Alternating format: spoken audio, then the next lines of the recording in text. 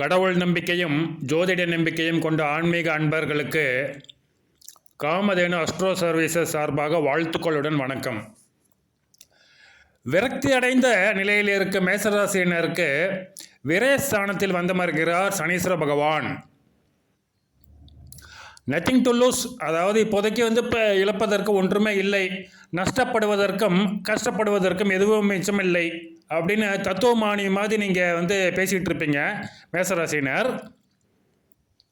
ஏன்னா லாபஸ்தானத்தில் சொந்த வீட்டில் இருந்த சனீஸ்வர பகவான் எதுவுமே செய்யவில்லை என்ற மனஸ்தாபம், சங்கடம், சஞ்சலம் உங்களுக்கு கண்டிப்பாக உண்டு.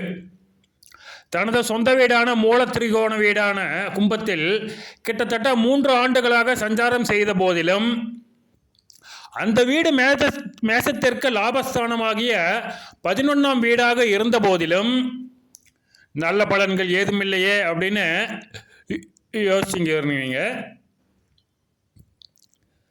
மேசராசிக்கு நம்ம 2026 ஆண்டு பலன் வீடியோ போட்டிருக்கோங்க. அந்த வீடியோவில் உங்களுடைய கேள்விக்கு விடை உள்ளது, ஏன் அவர் உதவி செய்யலை அப்படின்ட்டு. பார்க்கணுன்னு நினச்சிங்கன்னா டிஸ்கிரிப்ஷனில் லிங்க் இருக்குது, கிளிக் பண்ணி பார்த்துக்கோங்க. எப்போதுமே மேசராசிக்கு முக்கியமான ஒரு கிரகம்னு பார்த்தீங்கன்னா அது நம்ம சனீஸ்வர பகவான் தாங்க. இந்த கலியுகத்தில் இன்றைய காலகட்டத்தில் எல்லாருக்குமே முக்கியமாக தேவைப்படுவது பணம். அந்த பணத்தை எப்படி சம்பாதிப்பது? ஏதாவது வேலை, அதாவது நாள் சம்பளமோ, வார சம்பளமோ, மாத சம்பளமோ, சம்பளத்துக்கு வேலை செய்தல், இல்லையா ஒரு தொழில் செய்தல், இல்லையா ஒரு சொந்தமாக வியாபாரம் செய்தல், இவற்றுக்குண்டான 10ஆம் வீடு, அந்த வீட்டுக்கு அதிபதி சனீஸ்வர பகவான். அதே மாதிரி அதிர்ஷ்ட வாய்ப்புகள் என்று சொல்லப்படக்கூடிய லாட்ரி, சூதாட்டம், மூதாதையர் சொத்து போன்ற உழைப்பில்லாத வருமானத்தை கொடுக்கக்கூடிய 11ஆம் இடம் லாபஸ்தானத்திற்கு அதிபதியும் சனீஸ்வர பகவான் தான். அதனால தான் மேசராசிக்கு எப்போதுமே சனீஸ்வர பகவான் முக்கியம்னு சொல்கிறேங்க. 2026ஆம் ஆண்டு மார்ச் மாதம் 6ஆம் தேதி காலை 8:30 மணியளவில் நடைபெறும் இந்த அபூர்வமான சனீஸ்வர பெயர்ச்சியின் போது சனீஸ்வர பகவான் தன் சொந்த வீடான, ஆட்சி வீடான, மூலத்திரிகோண வீடான கும்பத்திலிருந்து வெளியே வந்து, முக்கியமாக ராகுவோட பிடியிலிருந்து தப்பிச்சு வெளியே வந்து தன் மதிப்பிற்கும் மரியாதைக்கும் உரிய தனது நண்பர் குரு பகவானின் ஆட்சி வீடான மீனத்தில் நுழைகின்றார். குரு பகவான் 2027 ஜூன் வரைக்கும் கடகத்தில் உச்சமாகி சனீஸ்வர பகவானை பார்வை செய்வாருங்க. அதற்கடுத்த ஆண்டு நவகிரகங்களிலேயே ராஜாவாகவும் குரு பகவானுடைய மிகச்சிறந்த சிஷ்யனாகவும் நண்பராகவும் விளங்கும் சூரிய பகவான் வீடான சிம்மத்தில் தன் ஆட்சி வீட்டை போன்ற பலத்துடன் அமர்ந்திருப்பார். அதுக்கடுத்து 2028 ஜூன் மாதத்துக்கு மேலேயும் கன்னி ராசியிலிருந்து சனீஸ்வர பகவானை பார்வை செய்வார். அதனால் சனீஸ்வர பகவான் மீனம் ராசியில் சஞ்சரிக்கும் காலகட்டமாகிய கிட்டத்தட்ட 3 ஆண்டுகளும் அவர் நல்லவராகவே, நல்ல பலன்களை கொடுப்பவராகவே, நன்மைகள் மட்டும் செய்பவராகவே காட்சி அளிப்பார். ஏன் எதனால் அப்படின்னு 2026 சனீஸ்வர பயிற்சி முன்னோட்டம் அப்படின்னு நாம் ஒரு வீடியோ போட்டோங்க. ஒரு 10 நாளைக்கு முன்னாடி போட்டோம். அந்த வீடியோவில் பார்த்துக்கோங்க. டிஸ்கிரிப்ஷனில் அதுக்கும் லிங்க் இருக்குங்க. ஏன்னா எல்லா விஷயங்களையும் நான் இந்த ஒரே வீடியோவில் சொல்லும்போது அது வீடியோ 30 நிமிஷத்துக்கு மேலே போயிடுதுங்க, ரொம்ப லென்த்தி ஆகிடுது. அதனால தான் அதை மட்டும் ஒரு தனி வீடியோவாக போட்டேங்க. சனீஸ்வர பகவான் தன் மேசராசி சஞ்சாரத்தின் போது 3 ஆண்டுகளும் குரு பகவான் போலவே நன்மைகளை செய்வார்னு சொன்னோம் இல்லையா? அதே மாதிரி இந்த ராகு இருக்கார் இல்லையா, அவரும் 2026 அக்டோபர் முடிய கும்பத்திலும், மேசராசிக்கு லாபஸ்தானமான கும்பத்திலும், பின்னர் 2028 ஏப்ரல் முடிய மகர ராசியிலும், அதாவது மேசராசிக்கு தொழில் வியாபாரத்தை குறைக்கும் 10ஆம் இடமாகிய மகரத்திலும் பயணம் செய்வார். அதனால் குரு பகவான் வீட்டிலிருந்து நன்மைகளை கொடுக்க போகும் சனீஸ்வர பகவான் சனீஸ்வர பகவானின் வீடுகளில் சஞ்சரித்து இனிமேலும் சஞ்சரிக்க போகும் ராகு அப்படின்னு 2028 முடிய மேசராசிக்கு எந்த கவலையுமே இல்லைங்க. கணக்கில் அடங்காத கணக்கில் வராத வருமானங்கள் நிச்சயமாக உண்டு. அப்போ சனீஸ்வர பகவான் 12ஆம் இடத்துக்கு வந்துட்டாரே, விரயத்தை கொடுக்க மாட்டாரா அப்படின்னு நீங்கள் கேட்பீங்க இல்லைங்களா? ஜோதிடத்தின் அடிப்படை விதிகளை மாற்றவே முடியாதுங்க. ஆனால் விதியை மதியால் வெல்லலாம் அப்படின்னு சொல்லி நீங்கள் கேள்விப்பட்டிருப்பீங்க. தண்ட செலவுகளுக்கும் அத்தியாவசியமான செலவுகளுக்கும் லாபம் கொடுக்கக்கூடிய செலவுகளுக்கும் வித்தியாசம் உண்டுங்க. உதாரணமாக சொல்ல போனால் மது, மாது, போதை இவற்றிற்காக நீங்கள் செலவு செய்வது தண்ட செலவு. அதுதான் உண்மையிலேயே விரயம். அது வீட்டுக்கு தேவையான அரிசி, பருப்பு, துணி, அதாவது உணவு, உறைவிடம் அப்படின்னு சொல்லுவாங்க இல்லைங்களா, 3 ஊ. இவை அத்தியாவசியமான செலவுகள் எல்லா மனிதர்களுக்குமே. கார் வாங்கிறது, தங்க நகை, வைர நகை வாங்கிறது போன்றவை லாபம் கொடுக்கக்கூடிய செலவுகள், உங்களுடைய அந்தஸ்தை உயர்த்தி காட்டக்கூடிய செலவுகள். அந்த மாதிரியான படோபடமான, ஆடம்பரமான, டாம்பீகமான, அதே வேளையில் சமுதாயத்தில் உங்கள் அந்தஸ்தை உயர்த்தக்கூடிய செலவுகளை நீங்கள் செய்வீர்கள்.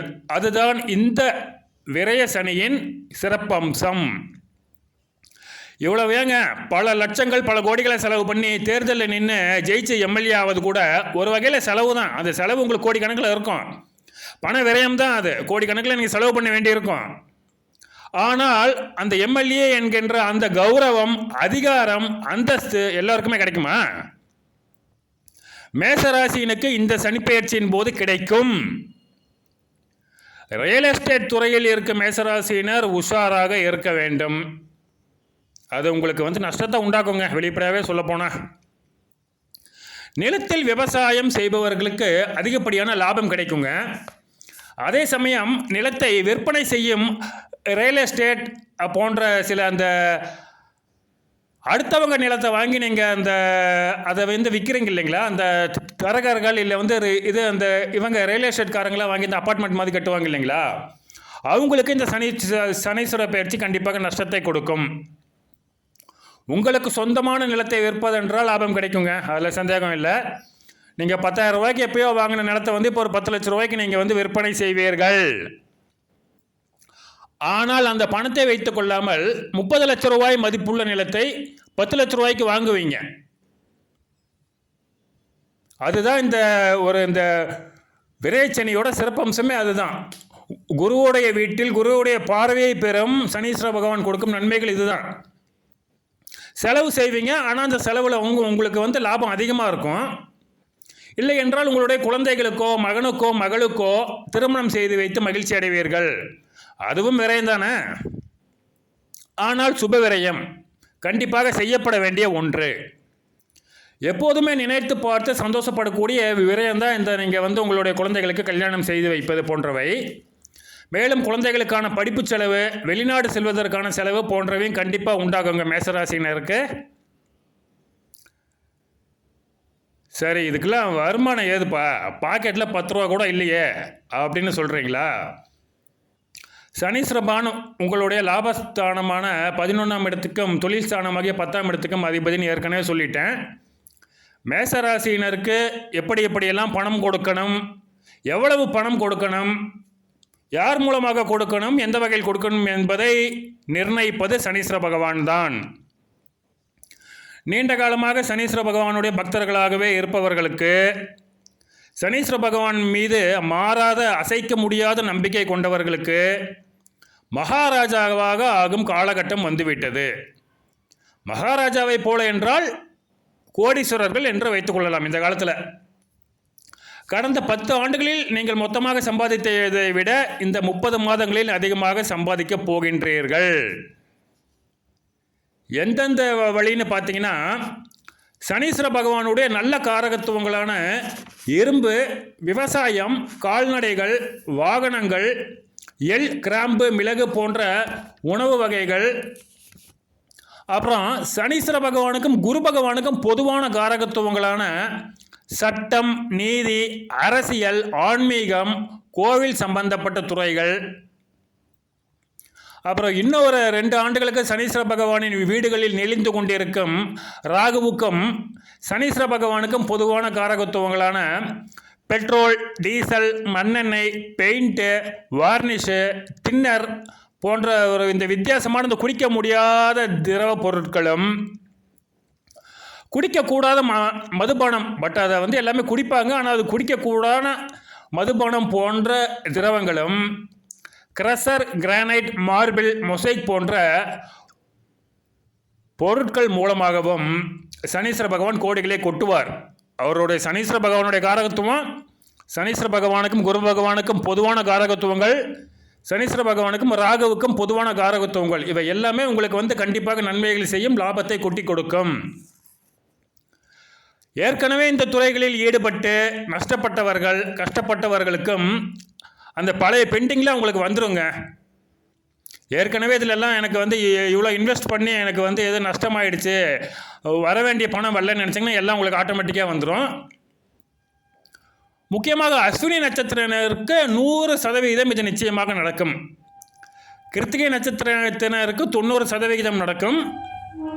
பரணி நட்சத்திரத்தினருக்கு அவர் அந்த கடைசி வருஷம் ஒரு 2008 சில நன்மைகள் செய்வாருங்க. அதுக்கு முன்னாடி நீங்கள் நன்மைகளை எதிர்பார்க்க வேண்டாம். அதே சமயம் தீமைகளையும் செய்ய மாட்டார். இதில் ஒரு முக்கியமான ஒரு மைனஸ் பாயிண்ட் பார்த்தீங்கன்னா, இந்த ரியல் எஸ்டேட்டு, இந்த மாமிசம் சம்பந்தப்பட்ட தொழில்களில் வேலை செய்பவர்களுக்கும் வியாபாரத்தில் ஈடுபட்டு உள்ளவர்களுக்கும் நஷ்டந்தாங்க ஏற்படும். சனீஸ்வர பகவானுடைய பார்வை கெடுக்கும் அப்படின்னு நீங்கள் கேள்விப்பட்டிருப்பீங்க. அவர் எப்போவுமே எந்த ராசியில் உட்காந்தாலும் ஒரு 3ஆம் பார்வை பார்ப்பார், 7ஆம் பார்வை பார்ப்பார், 10ஆம் பார்வை பார்ப்பார். 3ஆம் பார்வையாக உங்களுடைய 2ஆம் இடம், அதாவது தன குண குடும்பஸ்தானமாகிய வாக்குஸ்தானமாகிய ரிஷபராசியை பார்க்கின்றார். 7ஆம் பார்வையாக உங்களுடைய 6ஆம் இடமான புத பகவானின் கன்னி ராசியை பார்க்கின்றார். அது உங்களுக்கு நோய், எதிரி, இந்த மாதிரி விஷயங்களை அது காரகத்துவங்களாக கொண்டது, அது ஆதிபத்தியங்களாக கொண்டது. தன் 10ஆம் பார்வையாக மேசராசினரின் 9ஆம் வீடான தனுசு ராசியவே பார்க்குறாருங்க. குரு பகவானுடைய ராசியவே பார்க்குறாரு. 9ஆம் இடம் என்பது நம்மளுடைய அந்த மூதாதையர் சொத்து, பூர்வீக சொத்து, தந்தை, இது சம்பந்தமான விஷயங்களை உங்களுக்கு குறிக்கும். இந்த இடத்தையெல்லாம் பார்த்தா இதையெல்லாம் கெடுத்துருவாரோன்னு நினைக்காதீங்க. அதன் மூலமாக சில செலவுகளை கொடுப்பார். 2ஆம் இடத்து மூலமாக உங்களுக்கு என்ன செலவு உண்டாகும்? தன வாக்குஸ்தானம். நீங்கள் யாருக்காச்சும் கடன் வாங்கியிருப்பீங்க, அதை இந்த சமயத்தில் கொடுத்துட்றேன் நீங்கள் வாக்கு கொடுத்துருப்பீங்க. நீங்கள் அந்த கடனை திருப்பி கொடுத்து விரயம், அந்த கடனை திருப்பி கொடுத்து நீங்கள் உங்களுடைய வாக்கை காப்பாற்றுவீர்கள். இது ஒன்று. குடும்பஸ்தானத்தில் என்ன பிரச்சனை? நீங்கள் இப்போ குடும்பத்தில் இருக்கவங்க கேட்குறத நீங்கள் வாங்கி கொடுக்கலைன்னா அது சண்டையாகும். நீங்கள் தான் அவங்களுக்கெல்லாம் செலவு பண்ண போகிறீங்களே, எதை கட்டலாம் வாங்கி கொடுத்துருவீங்களே, அப்போ உங்களுக்கு அந்த செலவு உங்களுக்கு விரயம் என்ற கணக்கில் வைக்கப்படும். அதனால் அவருடைய 3ஆம் பார்வை கெடுதல் செய்யாது. 7ஆம் பார்வை ஏற்கனவே சொல்லிட்டேங்க. 6ஆம் இடம் அப்படிங்கும்போது ஏற்கனவே இருக்க பிரச்சனைகள்லாம் உங்களுக்கு சால்வ் ஆகிடும். அந்த 6ஆம் இடத்தின் மூலமான அந்த நெகட்டிவ் இஷ்யூ, அந்த நோய், எதிரி அப்படிங்கிற மாதிரி அந்த ருண ரோகஸ்தானம் அப்படிம்பாங்க. அந்த நோய், எதிரி, பிரச்சனைகள் எல்லாமே உங்களுக்கு தீர்ந்து போயிடும். எல்லாமே ஒரு முடிவுக்கு வந்துவிடும். 10ஆம் பார்வையாக 9ஆம் இடமான தனுசுவை பார்ப்பது உங்கள் தந்தை வகையில் நீங்கள் சில செலவுகளை செய்ய வேண்டியதை குறிக்கின்றது. ஏதாச்சும் இப்போ மருத்துவ செலவான்னு நீங்கள் யோசனை பண்ணாதீங்க. உங்கள் அப்பா ஏற்கனவே எங்கேயாச்சும் கடை வாங்கியிருந்தால் அதை நீங்கள் கட்டுவீங்க. அதுதான், வேற ஒன்றும் இல்லை. இல்லை, ஒருவேளை உங்கள் அப்பாவுக்கு தசாபுத்திகள் மோசமாக இருந்தாலோ, இல்லை அவருடைய ராசிப்படி இப்போ ராகுவோ கேதுவோ ஒரு தீமை செய்யக்கூடிய நிலைமையில் இருந்தாலோ அவருக்கு சில நோய்வாய்ப்படலாம். அதற்கான நம்ம மருத்துவ செலவுகள் செய்யலாம். சனீஸ்வர பகவான் காரணமாக, அவருடைய 10ஆம் பார்வை காரணமாக உங்கள் தந்தைக்கு எந்த பாதிப்பும் ஏற்படாது. இதை நிச்சயமாக சொல்லலாங்க. அதனால் நல்ல விதமான செலவுகள், ஏற்கனவே வாங்கின கடன்களை கட்டுவீங்க. அதுதான் இந்த விரயஸ்தானத்தில் அமரும் சனீஸ்வர பகவான் உங்களுக்கு செய்ய போகும் விஷயங்கள். மேசராசினர் பரிகாரம் செய்ய வேண்டிய அவசியம் எதுவுமே இல்லைங்க இப்போதைக்கு. ஏன்னா அது ரொம்ப நல்ல இடத்துல உட்காந்துருக்காரு. ஆனால் சனீஸ்வர பகவானுக்கு ஒரு பரிகாரத்தை மட்டும் நம்ம செய்யவே கூடாதுங்க. அது சொந்த காசுலேயே சூனியம் வச்சுக்கிற மாதிரி அது. இந்த வீடியோவில் வந்து இவ்வளோ நல்ல பலன்கள்னு சொல்லிட்டு இதையும் சொல்ல வேண்டியிருக்கு. பட் என்னோடய கடமை அது. என்னோடய வீடியோவை பார்க்குற ஒரு 40-50 பேராச்சும் இதை பற்றி தெரிஞ்சு வச்சுக்கணும்னு நினைக்கிறேன் நான். அதை எந்த பரிகாரத்தை செய்யக்கூடாது, ஏன் செய்யக்கூடாது, அதை செஞ்சால் என்ன ஆகும் அப்படிங்கிறதுக்கு வந்து ஒரு தனி வீடியோவே போட்டிருக்கோங்க. டிஸ்கிரிப்ஷனில் லிங்க் இருக்குங்க, அந்த வீடியோவை கிளிக் பண்ணி பார்த்துக்கோங்க. திருநள்ளாறு, திருக்கொள்ளிக்காடு, திருச்செந்தூர், திட்டை போன்ற ஸ்தலங்களுக்கு அடிக்கடி சென்று வர வேண்டியது அவசியம். நன்மைகள் அதிகமாகும். திருப்பதி, குணசீலம், ஒப்பிலியப்பன் கோயில் போன்ற சிறப்பு வாய்ந்த கோயில்களுக்கு சென்று வர வேண்டியதும் கண்டிப்பாக அவசியம். சனீஸ்வர பகவான் இன்னொரு 10% சேர்த்தே உங்களுக்கு நன்மைகளை செய்வார் இங்கெல்லாம் போயிட்டு வந்தீங்கன்னா. இன்னொரு விஷயத்தை நீங்கள் கண்டிப்பாக ஞாபகம் வச்சுக்கோங்க. சனீஸ்வர பகவான் தான் மேசராசியினருக்கு எல்லா வகைகளிலும் நன்மை செய்யக்கூடியவர். உங்களுக்கு பணம் கிடைக்கணுனால அது சனீஸ்வர பகவான் மூலமாக தாங்க கிடைக்கும். இவர் கொடுக்கும் சின்ன சின்ன தண்டனைகளை நீங்கள் வந்து ஏற்றுக்கொண்டீர்களானால், சகித்து கொண்டால், உங்களுடைய வாழ்க்கையில் வசதிகளை கொடுத்து பௌர்ணமி நிலவு போல பிரகாசிக்கச் செய்வார் சனீஸ்வர பகவான். நன்றி.